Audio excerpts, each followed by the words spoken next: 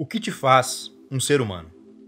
Essa pergunta, aparentemente simples, é a alma de dois dos maiores filmes de ficção científica já feitos, Blade Runner e sua sequência Blade Runner 2049.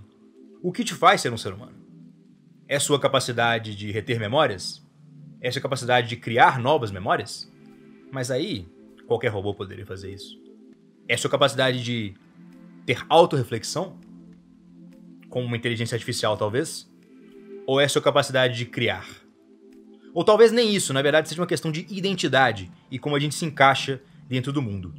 E realmente, o mundo criado por Ridley Scott e expandido por Denis Villeneuve merece ser mais explorado.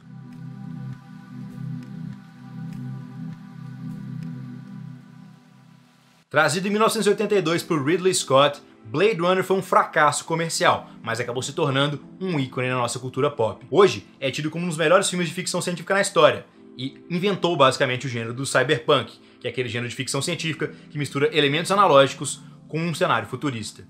Tudo o que você precisa saber sobre o filme está no texto inicial, que no melhor estilo Star Wars nos conta qual é o plano de fundo da história. Basicamente estamos num mundo onde existem replicantes, androides que fazem papéis que humanos não querem desempenhar. E após uma revolta desses replicantes, a gente tem a criação dos Blade Runners, que são profissionais que especificamente caçam esse tipo de indivíduo. Ou seriam eles indivíduos. Mas o meu ponto nesse vídeo não é te explicar o que é Blade Runner ou qual é a importância desse filme. Isso muita gente já fez. O meu ponto é aqui comparar o mundo criado por Ridley Scott em 1982, que foi retomado e expandido por Denis Villeneuve em 2017. Inicialmente, uma coisa é aparente. O visual dos filmes rima, mas ele não é idêntico. Enquanto Ridley Scott abusa de tons verdes e magenta, Denis Villeneuve abusa de tons azuis e laranjas. Enquanto Ridley Scott bota um mundo que se reflete nos olhos de um replicante, Denis Villeneuve traz os olhos de um replicante que se transformam no mundo. Enquanto a gente tem um personagem cuja dúvida principal é se ele é ou não um replicante, aqui a gente tem um protagonista que é um replicante e a dúvida principal é se isso faz dele um humano ou não. Então realmente são filmes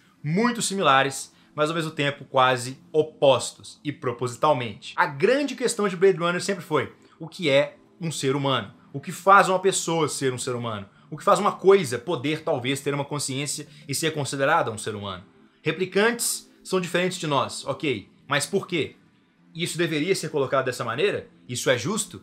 Existe justiça nesse mundo? Então realmente são temas base da humanidade discutidos de uma forma bem interessante através de um panorama de um filme noir. Sim, falando de futuro e cyberpunk e 2049, é fácil esquecer que, na verdade, Blade Runner, em sua essência, é um filme noir. Um filme que apresenta um protagonista na forma de um detetive particular que tem uma moral ambígua e ele precisa resolver um problema que lhe é trazido. No caso do filme original, o Deckard sai da sua aposentadoria para ser novamente um Blade Runner e caçar um grupo de replicantes que se rebelou. No caso do filme novo, o Officer K deve desvendar mistérios sobre a sua própria origem, ou pelo menos aquilo que ele considera ser a sua origem. E por isso que esses filmes funcionam. Eles são mistérios, em primeiro lugar, dentro de um cenário futurista, bem construído, visualmente maravilhoso, que discutem temas filosóficos. E é muito interessante você pegar o filme original e depois comparar com o filme mais recente e ver como existem, na verdade, diversas rimas visuais que são aproveitadas em momentos diferentes. A fumaça na cena original, que mostra o teste que define se uma pessoa é um androide ou não, é replicada na cena que a gente é introduzido ao androide do filme 2049. Ou deveria chamar replicante de androide, nem sei mais, porque realmente é um termo um pouco complexo. Da mesma forma, o neon da cidade é refletido na janela do carro do Officer K, quando estava sendo visto de baixo pelo Deckard.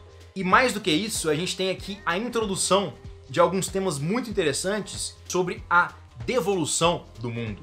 No sentido de que o mundo está sendo destruído. Em 2019 a gente já via isso, mas ainda havia uma cidade, uma metrópole rica e cheia de culturas. Aqui no 2049 é um mundo vazio, cuja cena emblemática é o Officer K entrando em uma cidade que foi devastada por um conflito nuclear.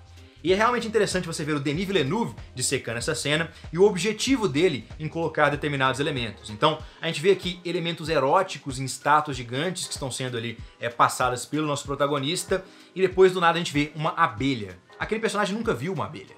Não existem abelhas naquele mundo, porque quase não existem mais plantas naquele mundo, então não tem necessidade de polinização naquele mundo. Então abelhas não são algo de conhecimento geral.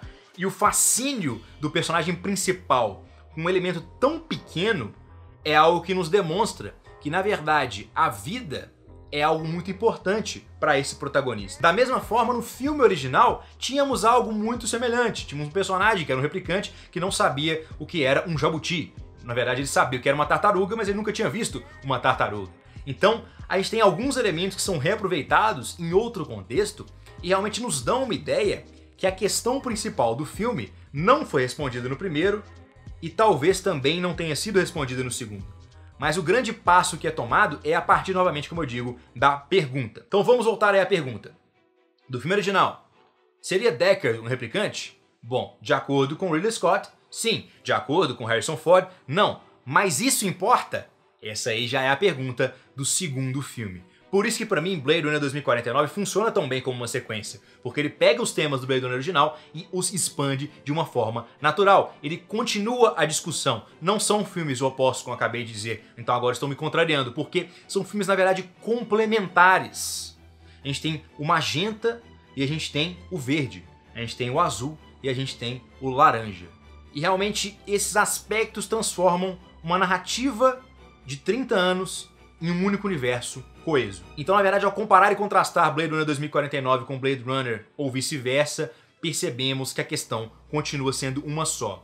O que nos faz ser humanos? E essa resposta, felizmente, eu não posso dar pra vocês, porque esse é o grande ponto desse filme que deixa muita gente intrigado. Cada um tem sua própria interpretação a partir daquilo que foi apresentado. Nem Ridley Scott, nem Denis Villeneuve pretendem entender o que é a essência do ser humano e, na verdade, te dão a sua visão sobre o que poderia ser interpretado dentro de um conjunto de fatores que faz um universo de um filme noir cyberpunk. E claro, no final de tudo, apesar de todas as diferenças de cores, elas se juntam para criar algo lindo e efêmero, que será perdido como um conjunto de lágrimas na chuva.